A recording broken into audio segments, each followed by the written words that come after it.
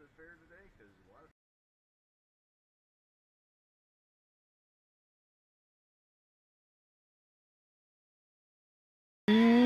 of There's the mic. Good evening, everyone. Hello, everybody. Tonight, I think what we're going to discuss is the degree of camshafts, because it's such a big deal now that it's not like the old days when we used to buy parts off the shelf and just slap everything together and not worry about it. Today, timing chain sets, they can be as much as 18, 20 degrees off. So now, because of that, every engine we build, we have to degree the camshaft. So we use this degree wheel, and we got some other little cool toys that we use too to make that happen. But that's what we got to do now, unfortunately. I mean, it's the days of just lining up the dots on the camshaft are gone. We don't get to do that anymore. They're making us work for our money. But that's got a neat little hub on there. That one's for a Pontiac that's on that degree wheel now. This one here, what it does is got a little nut that tightens the, or you take off here and you put the degree wheel on here, and then you put that nut back on and tighten it down. And this, you can line it up so you can find top dead center, or you can bend your indicator too. But anyhow, this one here's for a small block Chevy. This one here's for a Pontiac. You can see the difference in the size of the hubs on those things. But yep, we have to, that's what we have to do today. And another neat little tool that we have is this thing here. It's a dial indicator, because you gotta... Yeah, we can go to that camera if you want to get closer. So what we do with this thing here, this goes in the lifter bore. It's got a little foot on the bottom of it here.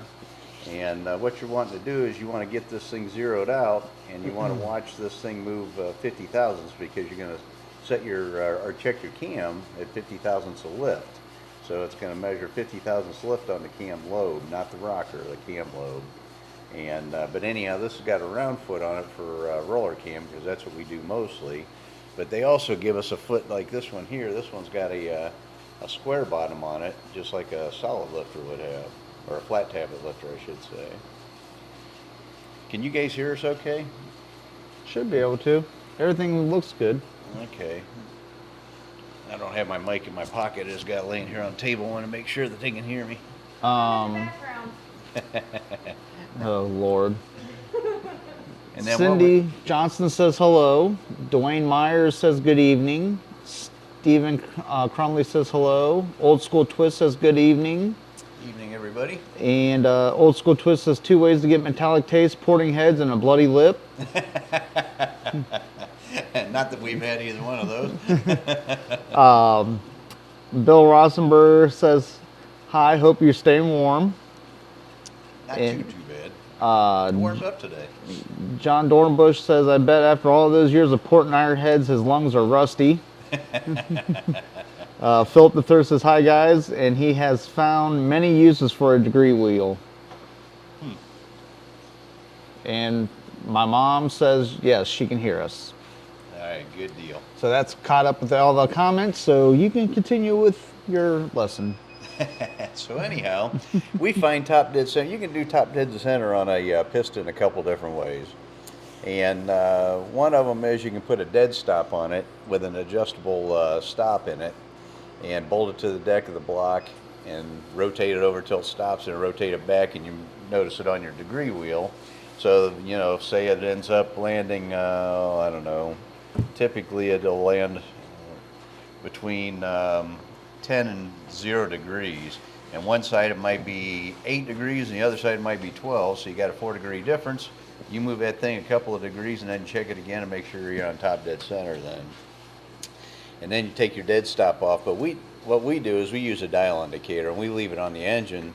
And the reason we do that is because every once in a while you might bump the pointer or the indicator where your top dead center is, and you want to always double check yourself. We triple check ourselves.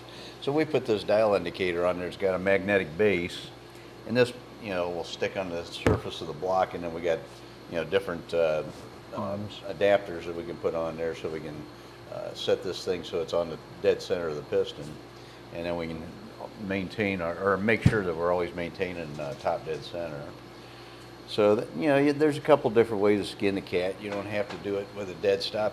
We like to do it with an indicator. It's a little bit more accurate. And then, of course, we like to use this indicator in the lifter bore because it's a little bit more accurate than putting. We used to use this, believe it or not, and put it on the edge of the lifter, and it works that way. That's okay. It works. It just takes a little more effort. But this is real easy. You just pop it in the lifter bore, and you're ready to rock and roll once you zero it out. But yeah, so what's happened is how we determined this cam phasing problem was. We learned the lesson the hard way. Used to be the only engines that I would degree camshafts in were the really high-end stuff, drag racing or performance engine that's, we're looking to make 550, 600 horsepower out of on the street or whatever. And all the other stuff, our run-of-the-mill stuff that we used hydraulic flat tappet cams in and, minimal head porting or no head porting. We just line up the dots and that's where cam landed. It was fine usually, because before in the old days when we got good timing sets that were made in the United States, typically it would be within 2 degrees of what it's supposed to be. Well, we about it's probably been 10-12 years ago now. We put together an engine and it was just a run-of-the-mill 455 6X head. I think it had a flat tappet cam in it. I don't remember the camshaft in it, but it wasn't nothing terrific or special. And we put it all together, get it on the stand, and crank it, and it won't start. And it acts like it's out of time. So we screwed around a little bit with it, trying to determine troubleshooting it. We could not figure out what it was, so I told Brandon. Brandon was working for me at that time.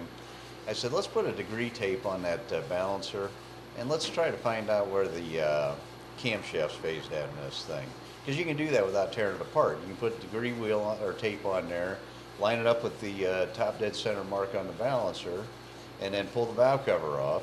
And you can, on the rocker arm, you can, over on the push rod side, you can put a dial indicator on it, and you can read 50 thousandths of lift right there too.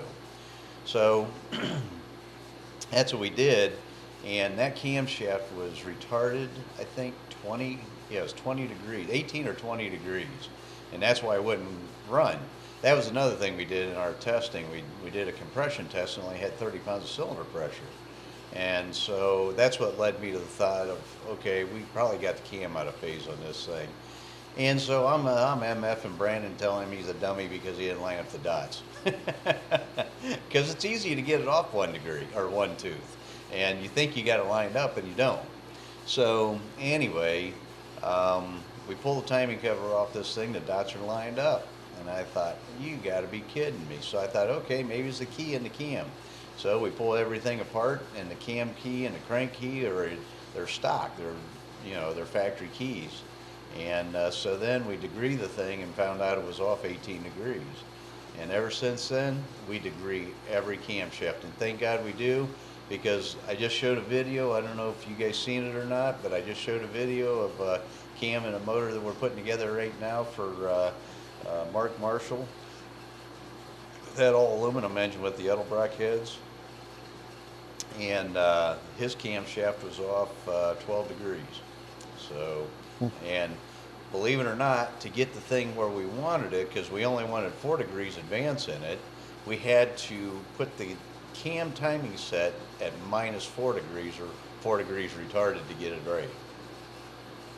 So you couldn't line the dots up with it. And you couldn't put it at 4 degree advance, because if you did, it was off 12 degrees. So how do you advance the cam, and because you got sprockets and then the chain goes around it. Mm-hmm. So how do you advance all that without? Do you actually physically turn the camshaft? Well, technically, yeah, because what's going on is the crank gear's got all those little keyways in it. There's 9 keyways in it, and they're marked 4, 0, 4 degrees plus, 46 degrees, blah blah blah, all the way around. Even on the retarded side. So it goes, I think you can advance at 8 and retard at 8 or something like that. But anyways, they got different keyways and add lower sprocket, and you just pull that sprocket off, turn it to the wherever you want to advance the camshaft to, and then line the dots back up again, and it should come in at 4 degrees advanced, but it doesn't. The other thing that screws with that too, that people don't really kind of grasp, because everybody's worried they got to get the 2 dots lined up together. They want them both at one at 6 o'clock and one at 12 o'clock. You don't have to do that. Technically, when it's getting ready to fire on number 1, they're both at 12 o'clock. So you can do it that way, or you can do it this way. We do it this way, and then when you set it on number 1, then both dots are at 12 o'clock. And that's because the camshaft rotates half the speed of the crankshaft. So for every 2 revolutions of the crankshaft is 1 revolution of the camshaft. And that's because of the gearing. Right. And it's designed that way. It has to be designed that way so you can get the firing order. The cam timing events. Yeah. Now you mentioned all these fancy tools and everything on building a motor, but what happens if I can't get my hands on one of these fancy tools? Well, then you're kind of in trouble. You're at the mercy of maybe putting a timing tape like we did on the balancer, and if you're lucky enough to have a dial indicator, you can go off of the. Remember, you got to do it on the push rod side of the rocker arm. On the nose of the rocker arm or the tip of the rocker arm, it's multiplying it. And how a rocker arm works, the distance from the push rod cup to the center of the fulcrum, and from the center of the fulcrum to the center of the push rod tip, there's a ratio. So if it's a 1.5 ratio, this is half the distance as this is. So it would be a 1.5 or 1.5 ratio rocker arm. So, but if you do it right here where the push rod's at, you're actually reading at 50 thousandths whenever the push rod's pushing the rocker up. But if you do it on a retainer, it's going to be multiplied because you got a 1.5 ratio rocker on it. What if you have the motor inside the car? A lot of these guys like to change cams with the motor not being taken out. Well, yeah. Hopefully, I mean, degree wheels aren't really expensive, and if you do a lot of this, or maybe you have a buddy that has one, you can borrow it or something. But you have to have this special cam or crank socket too, so it starts adding up to get pretty pricey if you buy a degree kit. What if I wanted to take a piece of cardboard and cut a circle, and then I take the crank bolt, put it through the middle of the cardboard, and I make a mark, make my center mark down there, and then whenever I rotate it to find top dead center, could you do it that way?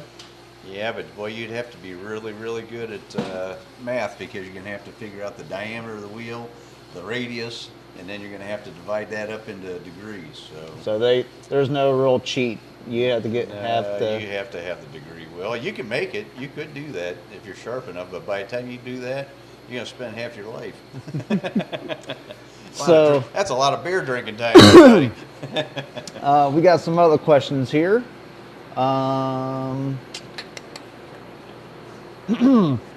Philip III says, I can hear you fine. I have my tablet plugged into my guitar amp. And Old School Twist says dial indicator for TDC, and my SFI balancer lined up at 2 BTDC on factory timing cover on his 461.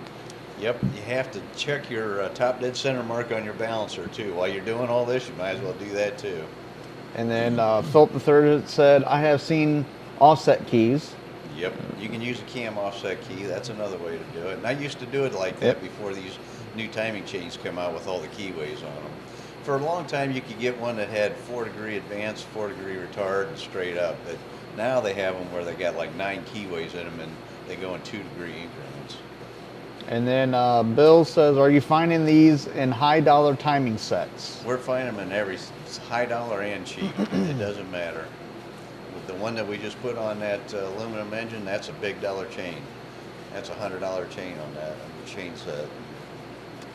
Philip III says the degree wheel isn't hard to find, nor is it very expensive. It's everything that you need with it that runs the cost up. Yep, that's that exactly. And that's what, kind of trying to lure to. You know, like someone like me who's like, okay, I'm going to just build my one motor for my GTO, and I just want to make sure everything's right, and I'm never going to build a motor again for it because this is it. And so you don't want to go out and buy all this stuff for just one motor. No, you don't. Unfortunately, though, today's world, if you don't, you may end up with a cam that's 20 degrees out of phase. And then Stevens Crumley says multiply by pi to find the straight line length of the diameter, and it will make the division easier. Yep, absolutely. But what about just shoving a screwdriver in the hole, and when that comes all the way up on top dead center, and then you take your cam and yeah, I wish it were that easy. You still have to have some indicator to tell you where it's at.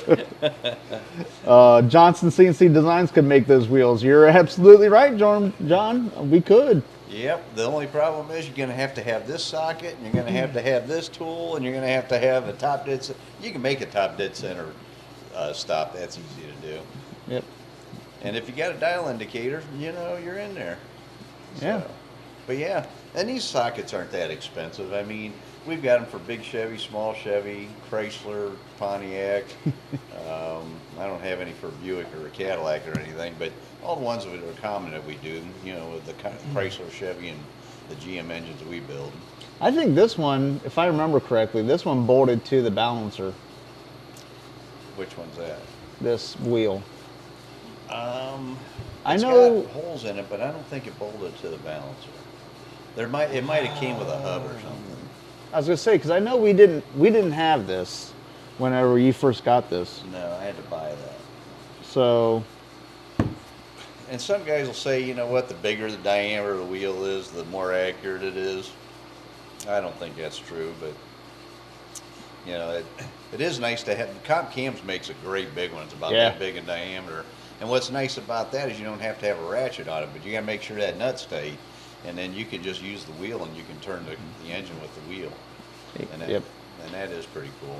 Old School Twist said, if I only had a nickel for a car guy that said I'm only going to build one motor. All right.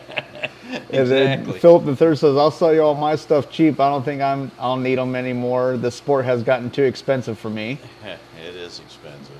And Steven says, just spend the money, buy once, cry once, or pay DCI and never think or worry about it again. There you go. You can pay me now or you can pay me later. Yep. But yeah, it's mandatory now. It's not something you can guess on anymore. And so do you think it's the camshaft itself that's out of sync, or do you think it's the actual timing gear? We found that it's the timing gears is what it is. So the camshafts are good. Yeah. Okay. Yep, they seem to be okay. Because I was just wondering if maybe when they grind that keyway, they got it in the wrong place. Yeah. And sometimes that can happen, and you might run into that. And we have run into that a couple of times. We've run into cranks of the keys in the wrong place too. And so we've had to deal with that. But for the most part, the cranks and the cams are pretty good. But the timing chain sets, I don't know if they get mixed up on the blueprints or what's going on there, but it seems like we're just seeing that every timing set we check now. And some of them are 8 degrees, some of them are 12 degrees, some of them are 2 degrees. I mean, you never know. It's a crapshoot. You don't know what it's going to be off. So now, do you think the dot is off on it, or do you think that keyway's off? I don't know. I haven't got that deep into it. I just know that we're off. building an engine. It's off. We got to fix it. So we never delved into it. And let's see here. Dwayne says, can you tell what converter you need by the duration of the cam? One company didn't ask anything else about the car, and it was well-known company. They can pretty much tell by the camshaft, timing events where the torque peak's going to be. And, as an engine builder, because I've done so many combinations, I can pretty much tell you where the torque peak's going to be too for specific kind of engines. So what'll happen is where those torque converter companies get themselves in trouble is they will use a small block Chevy, let's say, as their barometer and base everybody's needs off of that. Well, small block Chevys don't make nowhere near the torque that a Pontiac engine does, and because of that, your stall speed's going to be affected by that. And it's not only cam timing events and your peak torque peak, but also how much torque it makes and how much that converter is going to stall. So a perfect example of that is Brandon, the guy that works for me, his car on the dyno, when we first put that together, we put I forget, I think it was 5,000 stall converter in because we figured his cam's going to peak right around 5,300. Yeah. And it's a good brand quality converter too. Billet cover, billet stator in the thing. It's got anti-balloon plates on it. I mean, really nice converter, but he blew right through that thing. We couldn't even use it. It was stalling to like 6,800 RPM. And so that converter, we couldn't even use it. So then we put I think it was a 4,000 stall converter in it, and it was stalling to 6,000 RPM. So then we ended up, right now what he's got in the car is I think it's a 35. It's either 32 or 3,500 stall converter. Yeah, somewhere around there, yeah. And it's an anti-balloon converter with billet cover and everything, and it's stalling to 5,200. So, but we've used them converters in other cars, and they only stalled to what they're rated at. Philip the Third says timing is everything, but there is a lot more to a cam like duration, lift, rate of lift, overlap, etc. Yep. And Bill says he went through 2 timing sets on that 440. Yeah, it's crazy. It makes us crazy because every time that we think we got a part we can rely on, it ends up biting us in the butt. So we have to check everything. It literally takes us. It used to be that an engine from start to finish would take us right around roughly 40, 45 hours. Now every engine we build is 70 hours. It almost doubled because every part that comes out of the box has to be massaged or checked or blueprinted. We got to remachine it. I mean, it's nonstop. It's nonstop. Mm-hmm. And with the cost of everything nowadays, it's getting so expensive. It's crazy. And I feel bad for the guys that call here and have engines built. Just 2-3 years ago, before COVID, a stock engine rebuild, we were doing those for $4,500. Now I cannot do a stock rebuild for less than $9,500. It doubled, literally doubled. And then you gotta wait for parts. Yep. Yeah, and half time we can't get parts. Yep. That's for a stock rebuild. That's not even a performance build.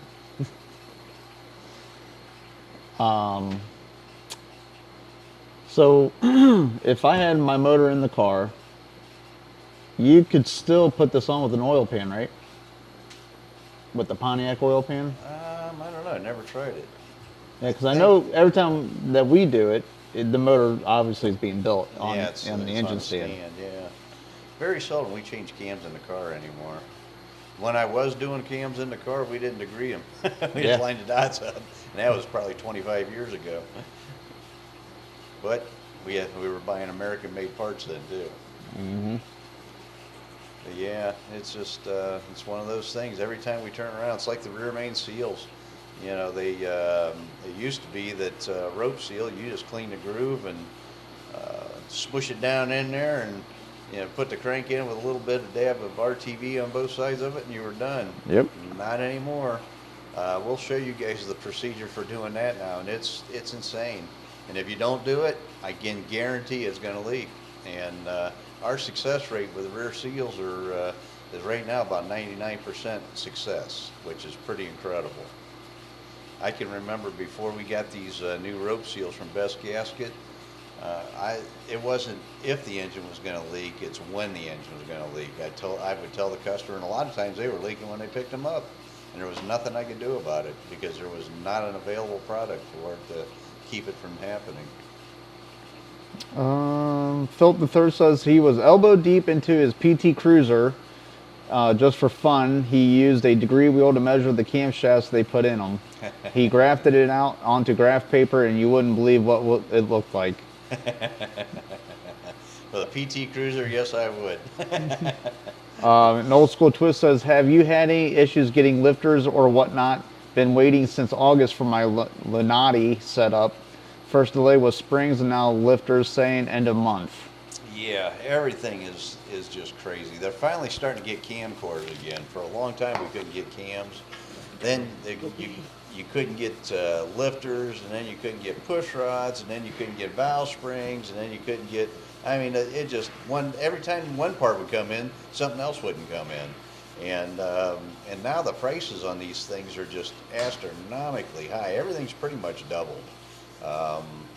You know, some things are only up 70. I mean, I say only, I hate even saying that, but some of this stuff's only up 70, 80%, but a lot of the stuff is doubled in price.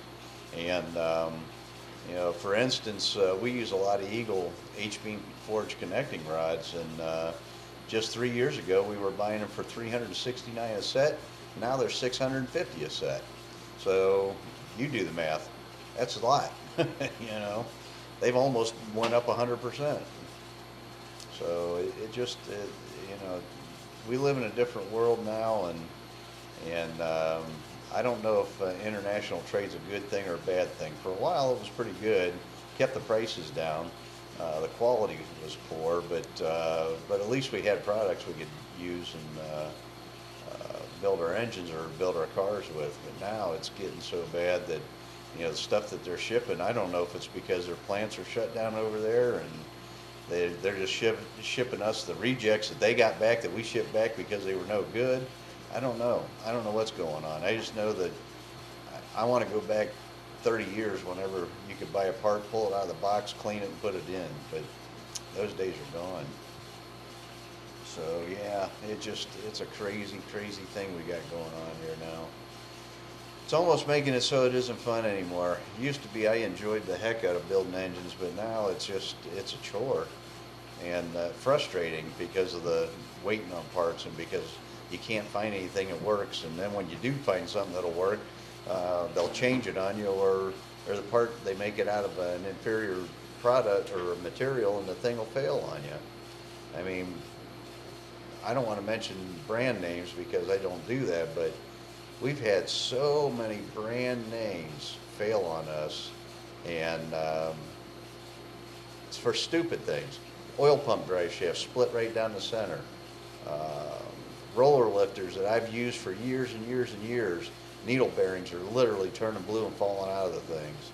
I mean, it's nuts. I mean, it's nuts. And trying to do this for a living, it's hard. Old School Twist also asked, do you like the BOP one-piece seals? I've never tried one. Neoprene seal, if you're using an aftermarket crank with a smooth seal surface, a neoprene seal's not a bad way to go.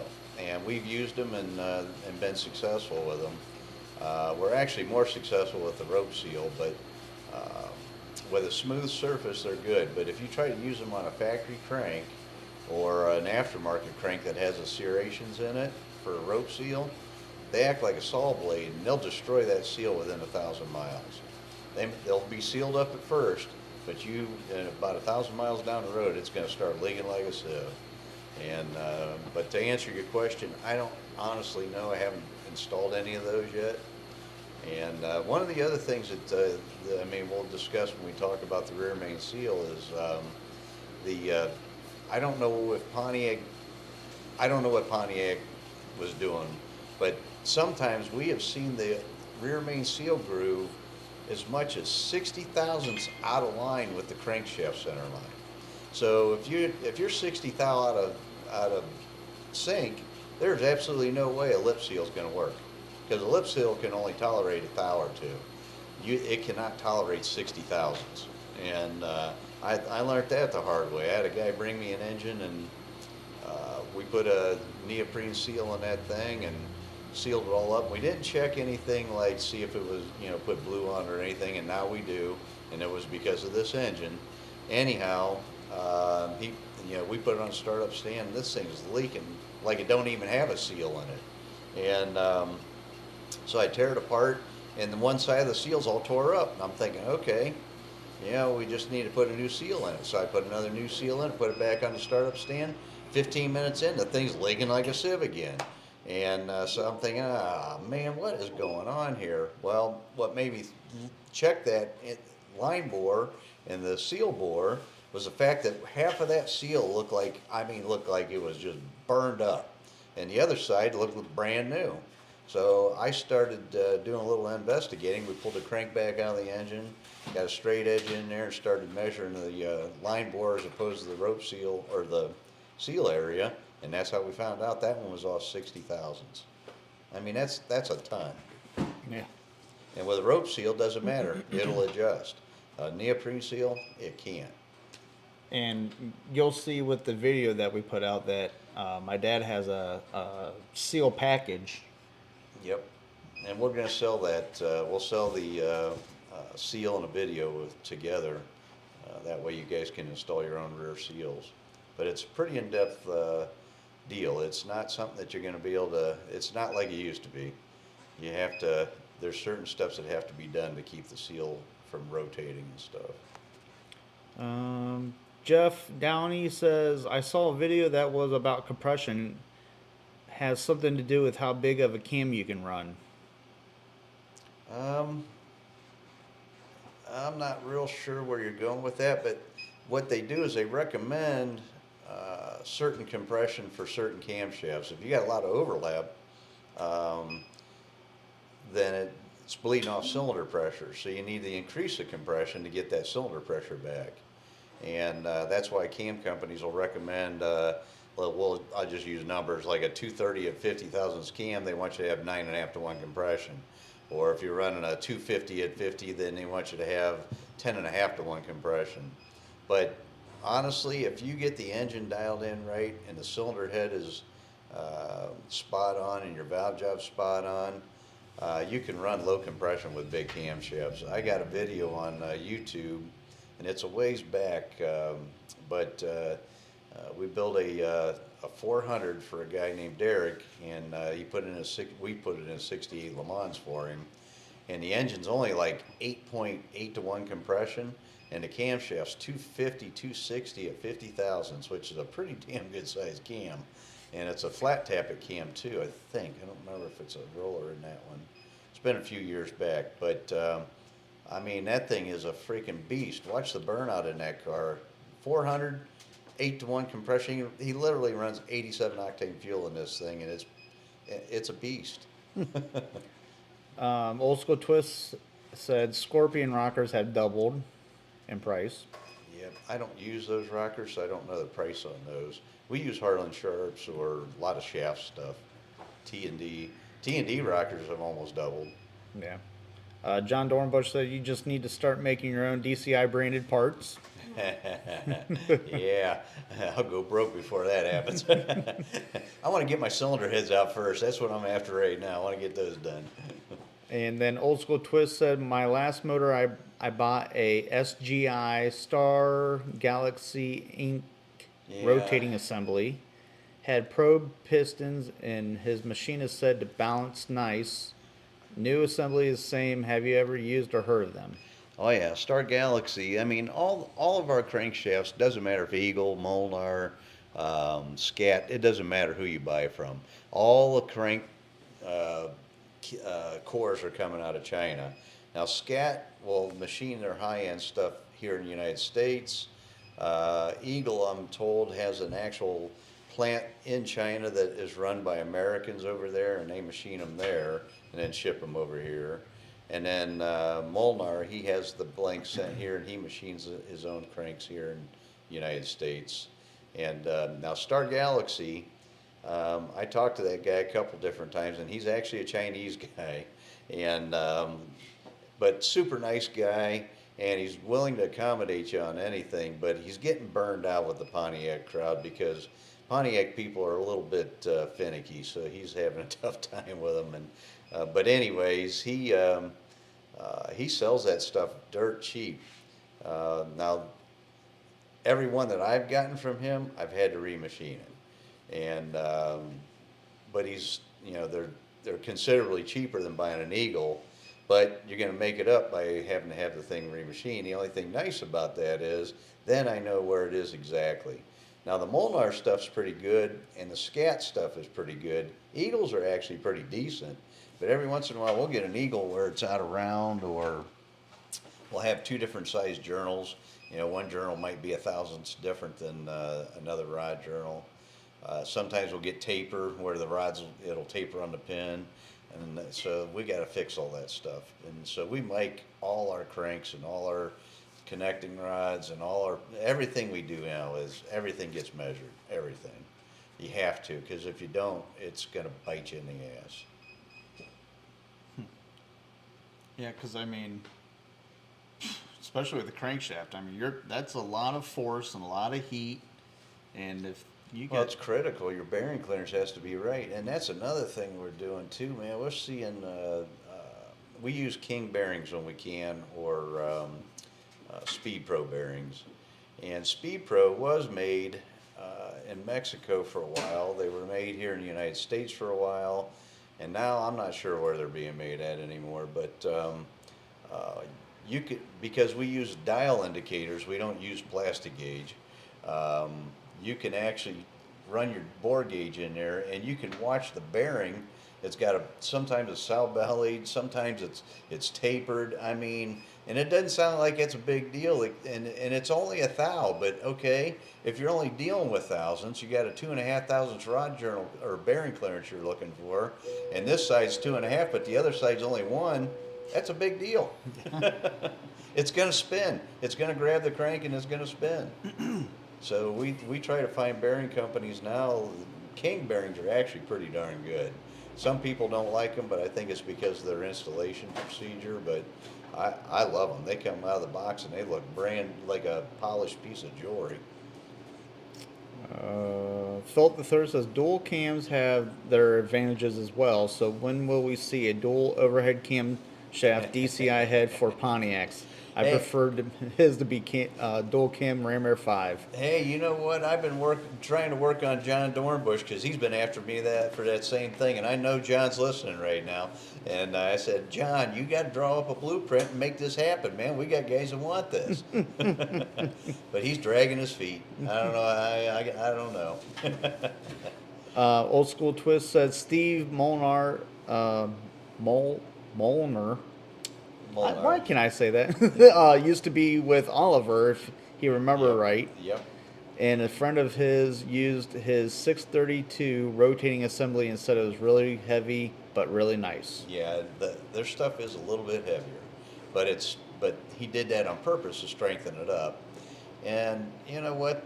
We don't know for sure if heavier is bad or not. I mean, for high RPM stuff, yeah, it's bad, but for like 7,000 RPM or less, heavy probably isn't all that bad. And actually on the dyno, one of my competitors in the Engine Master Challenge found out that heavier rods and pistons made more power. So, you know, and when we're doing those engine competitions, I mean, we're dynoing a lot of different things, trying to find every ounce of horsepower for that competition. But yeah. Oh, good. Well, so the camshafts, make sure you guys are degreeing them.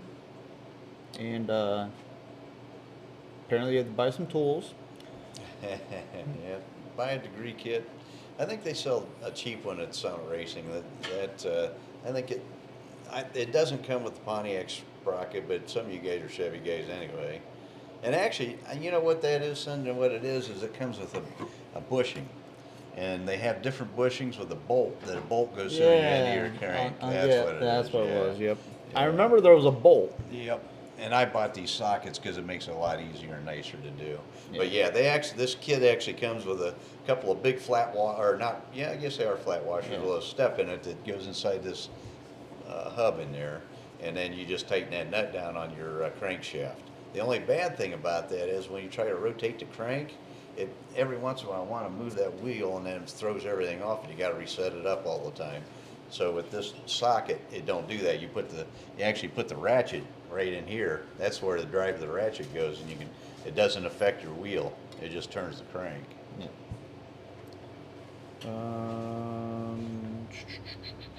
Philip the Third says the drawback is degreeing both cams independently and get it right. Oh yeah, for sure. But you know what? You can increase or decrease your center line too, if you have an exhaust and an intake cam. I have a customer. He's a Pontiac guy, but he's into Fords too, and he bought one of the new Ford Mustangs, and it's a dual overhead cam deal in it.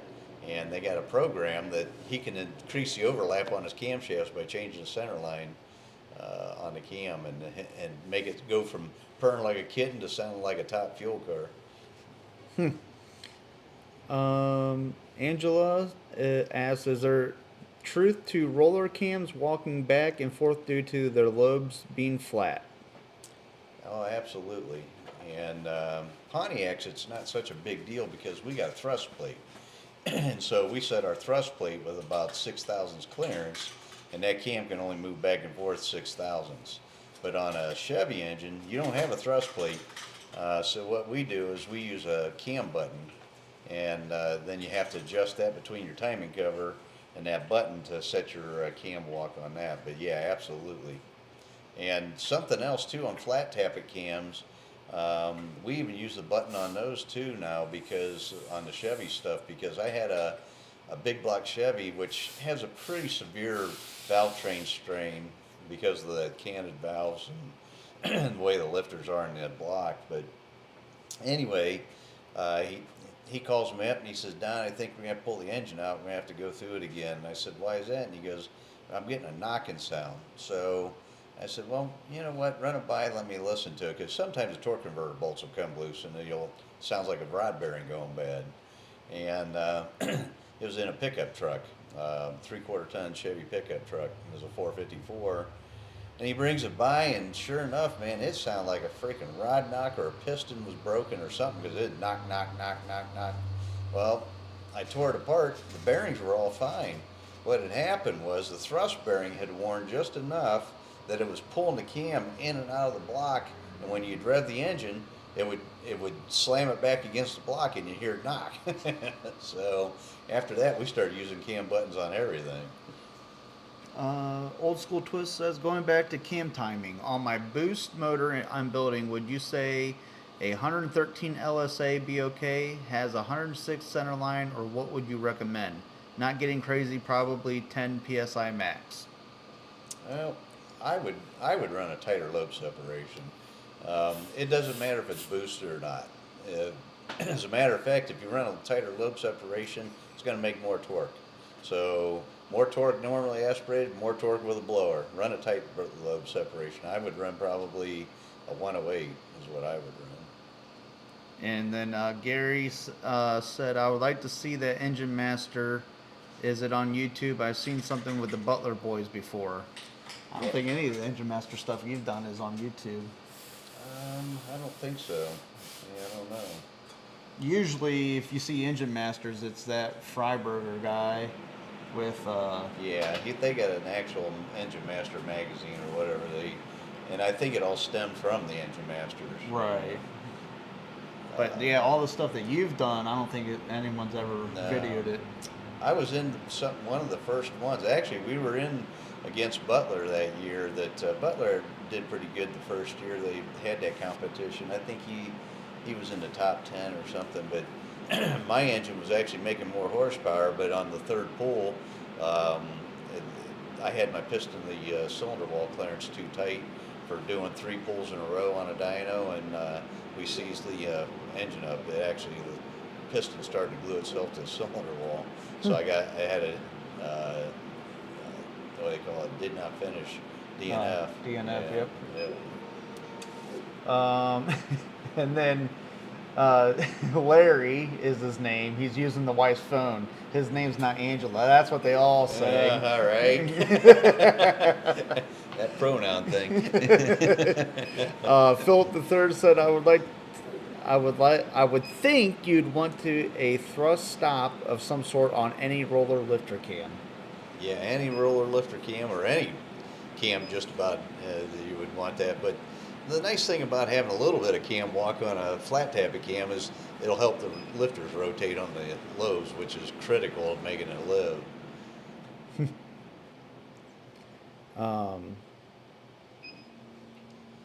No, that's all the questions right now. Awesome. So, if you bought a brand new cam and brand new timing gears and chain, and you didn't have one of these, and you did the old school screwdriver trick to put it on top dead center, and could you be able to tell that the timing is off? Well, you could do a compression test, and you would, your cylinder pressure should be, I'm just going to use numbers. Let's say it's a 10-to-1 compression engine. Cylinder pressure should be somewhere around 140 to 160 psi. And if you put a new cam in and you did a compression test, and like the one we did, it only had 30 psi, you got a problem. And it would be on number one cylinder, obviously. Yeah, you could check a couple different cylinders just to make sure it wasn't a bad set of rings in that cylinder or whatever. But if all your cylinders are consistently right around 30 psi, then you get your cams phased wrong. Especially if the engine ran before and you took it apart and put a new cam in it, So, but yeah, you could do a compression test and probably see if the cam's close. If it's advanced too far, your cylinder pressure is going to be too high. If it's retarded, you're not going to have any cylinder pressure. So basically, though, you just can't. There's really no way to look at it Look at and it? tell. Yeah. Okay. No, you have to have the proper equipment to check it. Because I just want to make sure that's clear, because I don't want, someone going out and buying all this stuff and saying, well, I don't need all this. I can tell. Yeah, no, if you want to do it right, you really need to have the proper equipment and get the tools. That way you can check it and make sure, and then it gives you peace of mind too. It's kind of like I tell everybody before they put their engines, when they pick them up here, go through and check all your oil pan bolts, make sure they're all snugged up, because after they run through a couple heat cycles, they do come loose, and you need to snug them up a little bit, or else you get a leak. Double check to make sure that your flywheel's torqued at the proper torque setting. Double check your cam bolt, or crank bolt, make sure it's torqued. And it's all for peace of mind. That way they know that we did our job right, and then they don't have to worry about it. So Now, you break the cam in when you build a motor and everything.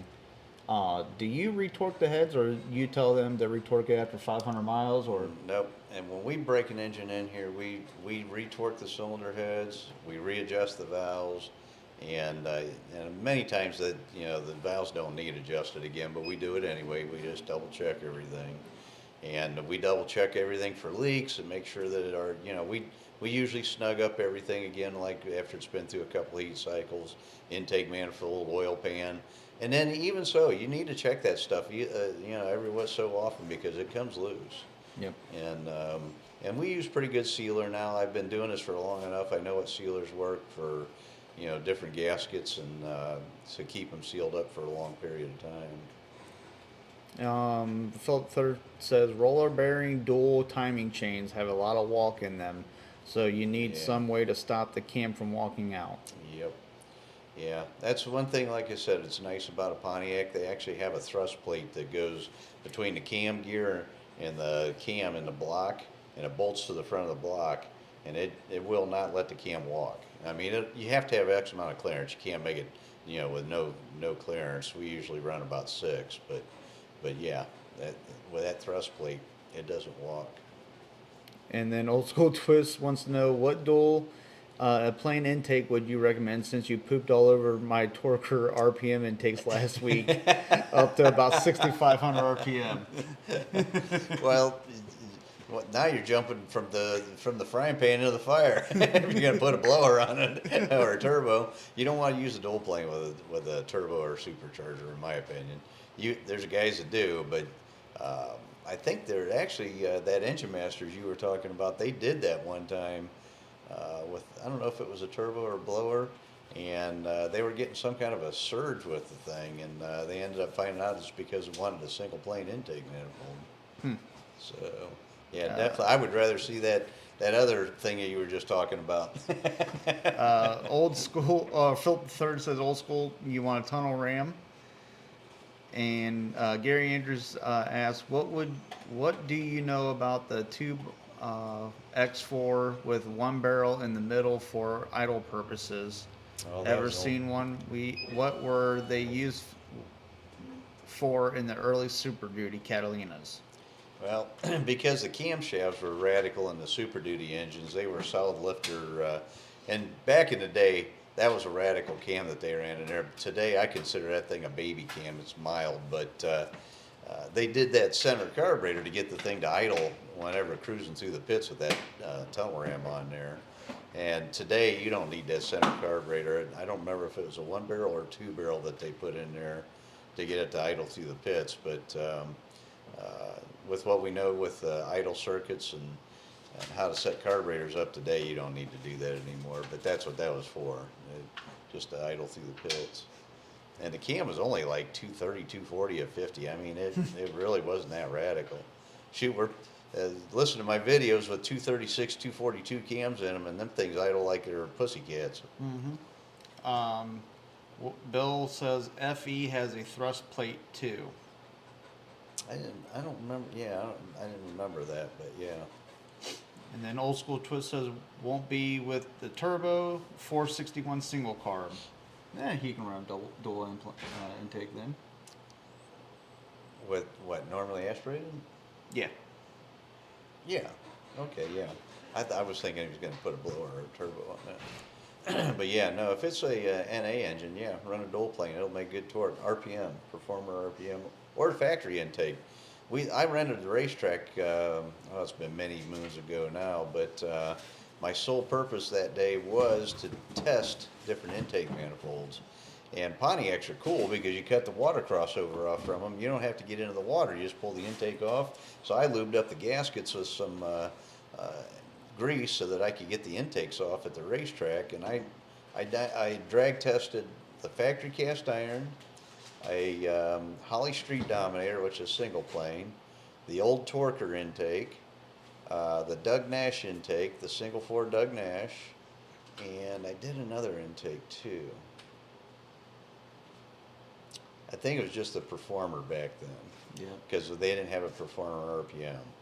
And but anyhow, believe it or not, the intake that gave me, now this was not a very radical engine. This engine was only making maybe 450 horsepower, something like that, and it was in a fairly heavy car. The car weighed roughly 4,200 pounds, so it was a fairly heavy car. So it needed more torque than it did RPM. And believe it or not, all the intakes from factory to the Doug Nash, which I considered the best of the bunch at that time, there was only 0.2 of a second difference.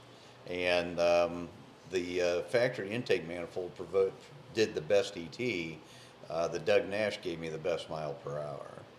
So, but yeah, and the Performer intake manifold, throw that thing in the trash can. I wouldn't use that on a lawnmower engine. Dwayne says duration at 50, 226 to 232 converter. What's that now? I think he's asking his duration at 50 or a half inch, maybe. Yep, 50,000. Yep. Probably. 226, 232. What converter would he use? 236, 242. 226, 232. Oh, 226, 232. Shoot. What, in a 461? I don't know what. If you're using that in a 461, that's way too small a cam, but if that's the case, I wouldn't use more than about a 2800 stall converter. I don't think he said. Yeah, that's This a evening. little cam for a 455. That's not much bigger than like a 068 camshaft.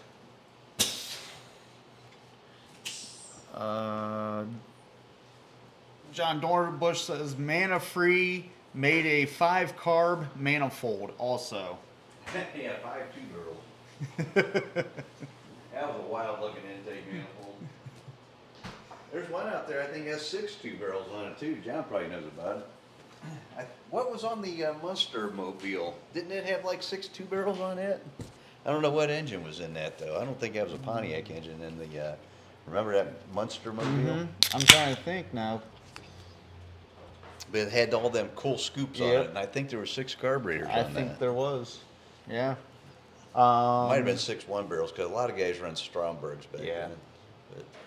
But, Old School Twist says he's doing 2 cars, a Trans Am with a 461 6-speed and a twin turbo for his lawns. okay. And saw that guy with the 456 gear and 6-speed. He liked the concept. How is 1 through 4 gears normal driving? Yeah. Yep. Yeah, that's definitely a way to go. That 6-speed's awesome. Philip III says that is why I like the old Tri-Power. The outside carbs were just fuel dumps. Yep. Like secondaries on a 4-barrel. And then Mark Marshall says, "Oh hell, I'll have to rewind and watch what's up." So he just joined us. Yeah. It's almost quitting time, Mark. And then he said, "You discussed the need to degree a cam a while back. Do you confirm the actual top dead center with the balancer in relation to the timing cover marks too?" Yep, absolutely we do. We got it all set up. We check everything. And then Steven says, "Thank you for saving me from buying the Pontiac or the performance intake." Yeah. Yeah, that thing's a piece of crap. And then Dwayne says it's going to be on a 406. 406. Okay. Well, if it's a 406, I'd still probably use a 2800 stall converter. No more than 3200. That cam's a little cam even for 400. And Philip says, "Beer number 2, Don." Yep. And then John Dornbush says, "Olds with 1097s." Olds what now? Olds with 10 or 1097s. Oh, okay. That was a Stromberg carb, I believe. Oh, okay. Yeah, they had 97s, 96s. Oh, they had a 94 too. Yeah. Okay. The new reproduction one that Eddie Munster shows off has a fake manifold with a single 4-barrel underneath it, but it looked like 10 barrels. That's what I thought. It was like 8 or 10 barrels on Yeah, there. it's got a whole bunch of them scoops on it. Yeah. It's cool looking. And Old School Twist says, "Steven, apparently I'm tuning some in with my beer cans. I could send you one." Sounds like we got a few beer drinkers. Yep. Gary says, "Small world. I was thinking about the Monster Mobile for small block 10 2-barrel carbs. Badass." We grew up with some really cool shows to watch, and I mean, it was all based on hot rods and cars. I mean, I Dream of Jeannie had a bunch of Pontiacs in there. That guy that was her master, what they called him master, he had a lot of convertible Pontiacs in that show. That was cool. And then the Munsters had those, the Munster Mobile and that coffin drag car. Yep. Rob Zombie has it now. Does he? Yep. Well, he has the Munster Mobile. No, he has the actual one. I know, but not the coffin car. Yeah, no, he's got both of them. He's got both of them? Yeah. Oh, I didn't Cool. know you had both of them. And So- then, of course, we got the Batmobile, and we got, Yep. remember Mach 5? Yep. Philip Thursdays, he's going on beer number 3. Mach 5 though wasn't Pontiac, was it? No. I don't I know what. didn't- I think it was just a made-up car. Yeah, I think so too, but I didn't know if they used the What about the Pontiac Monkey car. Mobile? I think Yeah. that was a GTO. I Yeah. think that was a 67 GTO. They turned into a station wagon. Yep.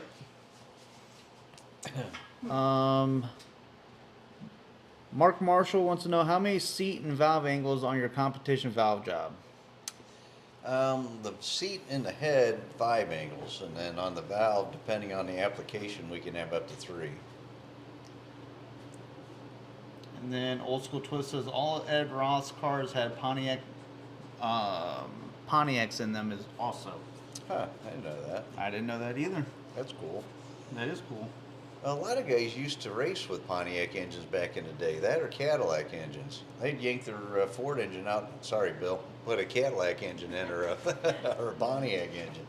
Well, I can see Cadillac because they were like big blocks. I mean, they Yeah, back in the day, they made more power than the other engines did. Big Daddy Don Garlitz raced with Cadillac engine in his dragster. You did? I think so I don't remember that. because I I thought he always ran Hemis. Hemis worked really, really well with blowers. yeah, but I think that's what he tried using at first. Huh. Yeah, I don't know. Because I think a bunch of other guys were doing it. And maybe it wasn't his dragster. Maybe it was when he was running Um, uh, what was he running before the dragsters now? I watched a documentary on him. There's a picture on the internet. I just seen it. Maybe one of our Facebook friends shared it. Showed Don Garlitz, and he was young. He might have been in his 20s. That was, and then right next to him is one of the other big guys. I can't remember his name right now. I see his face, but I can't remember who it is. But they were both in their 20s, and I don't know who the old guys were standing around them. But man, that was just a really cool picture. Yeah, oh, you know, it was TV Tommy Ivo, I think, is who was standing next to him. Wow. Then, let me go back up You here. get quite a few. Yeah. Old School Twist says also Dale Letterly, that was on here last week, said Desert Valley Auto Parts in Phoenix has some of those 56 GMC trucks you want. Yeah. Yep. And you know what? Brandon, who works for me, his grandparents live out in Arizona, and that's where that's at. And I think he goes to Desert Valley. I might have to have him look in there. John Dornbush says Pontiac sponsored I Dream of Jeannie. One of the GTOs that Nelson drove became one of the Monkey Mobiles. Okay. And Jeff goes, what brand timing set do you recommend for use? Well, I like to use Cloys because I've used those for years and I've never had any trouble with them. But like I said, they're all over the place. But now I like to use a billet instead of a cast gear. And Rollmaster makes a billet set. Cloys makes a billet set. There's and a lot of these companies, and if you ever look at the part numbers for the timing sets, they're all the same. And it's because most of this stuff is all made in the same plant, and they just make it for the different companies, and they put their logo and name on it, and it's sold as their part, but they don't make it. They have somebody else make it.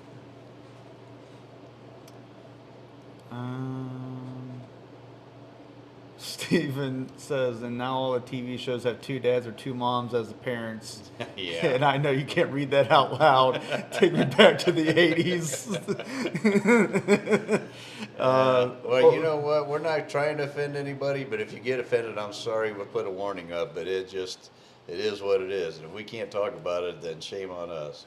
Last week you wanted something different for your Ram Air 5, 65 Comet or 59 Edsel would be really different. I don't remember who shared it with me. It might have been Philip III, or somebody else might have shared it with me. But there is a little cool. I think it's an Austin Healey on there, and it's a gasser. Yeah, I think Philip III did share that with us last week. No, that was it. I know he showed the Fiat Topolino, but I don't know about or maybe it's a Crosley gasser.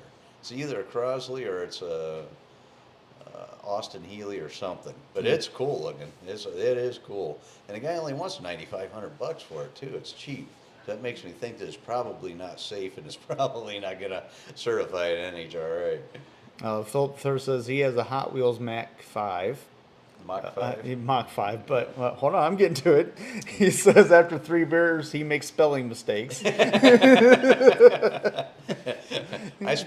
That's weird. I make speaking mistakes. And William Rossberg said those 312 were not very good. And Mark Marshall says, sweet, I saw the vacuum test today. Looked like E-heads, perhaps mine. Yes, they were. Good eye. Checked your piston valve clearance too today. I didn't get to do a video on that though. Yeah. John Dornbush says the Paul Revere in the Raiders coach was also Pontiac powered with a GTO front end, twin 421s, he believes. Yeah. Well, that TV Tommy Ivo, I think he ran 4 Pontiac engines in that. I think there were 3 or 4 389s, or I don't remember. Or maybe he ran Olds engines, but somebody ran 4 Pontiac engines. Yeah.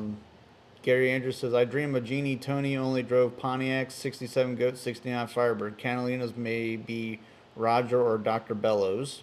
Yeah. And then John Dornbush said, in the Red Baron show, car had a overhead cam 6. Yeah, it did. That's right. Philip III said, not only do I have the Mach 5, but I also have Racer X car, Speed Racer's older brother. Yep. Racer X was his nemesis. Oh, John Dornbush shared that car. Was it John Dornbush? Yep. Okay, yeah. I'm just afraid of it because it's so cheap. It's a cool looking car, but it's probably out of date and needs update. That's probably why he's selling it. And then Philip III says Fiat, Volvo, and Nash. Yep. And then Mark. Really, what I want is, because I was born in '61, I want a 1961 Corvette gasser. That's what I want. And put a Pontiac 455 with stack injection on. I don't even care if it runs 12s. I just think that would be cool. I'd have to make it run on 4 cylinders with a Ram Air 5 to run 12s, but Mark Marshall says he needs a very light car for the Ram Air 5 shop race car. How about the Pontiac version of the Vega? the Astra.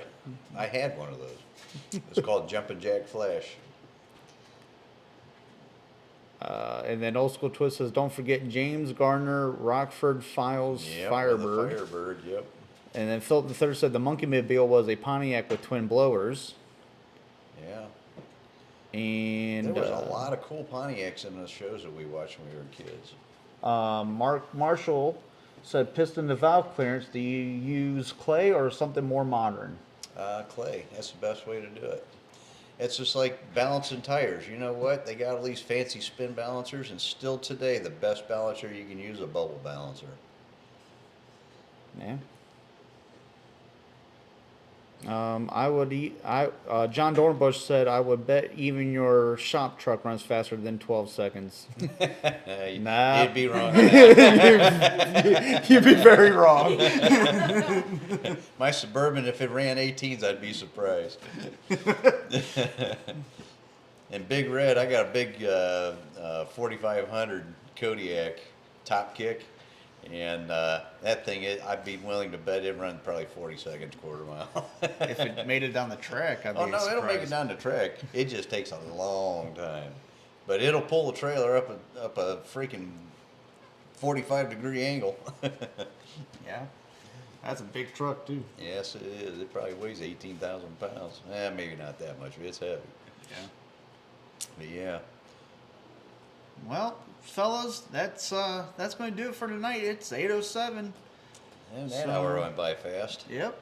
So, Philip Third said, other than a 62 Super Duty, I would like to have a 60 Plymouth Fury with a 413 max wedge like his dad used to drag race. Yeah, that would be a cool car, too. Yep. Yep, with that big, long cross ram intake manifold where the carburetors hang over the exhaust. Yep. That just looks cool. It does look cool. Big, long runners on those Yep. things. You wouldn't think that intake would work, but it does. Yep. But, well, guys, have a good Christmas. Stay Yeah. safe. Merry Christmas to everybody. Next Wednesday, what are we doing next Wednesday? We going to do anything? I'm pretty sure you got... I'll be just back from Tennessee. Yep. I'm coming back Tuesday. So it's going to be up to you, son. What do you want to do? We better let the guys know tonight. What? That would be what day? 27th? 25th is on a Monday, I think. Yeah, 5th, 6th, 25th, 7th. Yeah. 6th, yeah, 27th. this Yep. Wednesday. Yep. So, will that screw up? I know you have a lot of stuff to do to get ready for the New Year's party. I do. We have a New Year's party here every year, and so we got to get the shop in order, which right now is a wreck. But so I don't know. But we need to make a decision now. So Well, yay or nay? Because I don't want to have these guys hanging out next week, and we're not on. you know what? Maybe what we'll do is we won't do one then, but we'll do a New Year's Eve. Do a quick. New Year's Eve live, Yep. but we won't be doing it. I mean, they can hang out with us. We'll turn the camera on. We'll just. Well, you can come on and do like little blurps Yep. every now and Well, then. I'll take Yeah. my phone, and we'll do it. We'll just be in and out. All right, so you're saying not Wednesday, but New Year's Eve night. Yeah. Yep. All right. That way they can see what goes on at the At the DCI shop. At the corral. We play cornhole, and some of us get drunk. Well, Brandon plays with this cornhole. Hey. Yeah, right there. And Yeah. but yeah, maybe that's what we'll do. Yeah, because we're going to have a pretty busy week next week, guys, so I don't think we'll be able to do our show. Yep, we'll John Dornbush says you promised a live stream on that party. Probably the only one I'll get to. Yeah. That's probably the truth. And then Steve says Stephen Crumley says he turned 42 today, and y'all better Happy send birthday. him some Random Air 5 heads for a gift. Why does everybody say that? I don't get it. So happy birthday! Yeah, And, happy birthday, man. So that's what we'll do. We And won't you do. know what? I'm beating him for you guys. We got to get them stickers done. I got about 15 we got of the you guys. we got the vinyl in. I just need to make them. So. All right. I mean, I've been getting emails. These guys are getting impatient. Oh, I know. So, I gotta get that did done. do one test cut to see if because it's going to look exactly like that. Like what? The DCI Motorsports Unleashed? Yep. Okay. So it's going to be roughly that big. I think I can't remember the exact measurements now. I don't remember. But yes, I we're all good to go. The vinyl's good to go. I just need to get them cut and then weeded and. All right. So you heard it. Yep. I beat him for you. And then Phil Thursday, New Year's Eve, got it. That should be real good. I like Jameson, so I might have a few in me. Yeah. Oh yeah. So yep, we'll just do New Year's Eve, no live next Wednesday. Maybe on Wednesday I'll post a video. I'll try to get that. Yeah, we can put a little video on her. I'll try to get a video up that way you guys can not miss us too much, and we'll hang out on New Year's Eve. And then make sure you come New Year's Eve. Yep. At least come in and say hello. We'll keep the camera on all night, and who knows what'll happen. That's what we say every New Year's. We got some pretty crazy friends that show up, so Yeah. Clayton, you never know what's going to happen. But Merry Christmas, everybody, and we will talk to you, well, right before the New Year. Yep.